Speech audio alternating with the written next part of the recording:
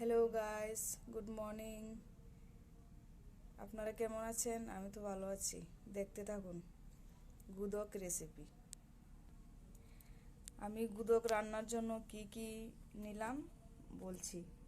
বাঁধাকপি, আলু সিদ্ধ করে নিয়েছি, তারপর শুটকি, মরিচ, পেঁয়াজ, এগুলি এক এক করে মিশিয়ে নিয়েছি। এখন সবগুলি একসঙ্গে থেতু করে নিচ্ছি।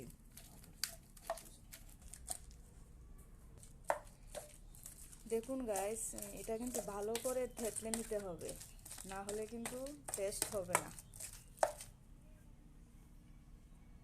দেখুন গুদকটা কি সুন্দর হয়েছে। এই গুদকটা কিন্তু খেতে খুব টেস্ট লাগে। আপনারা না খেলে কিন্তু বুঝবেনই না কত টেস্ট।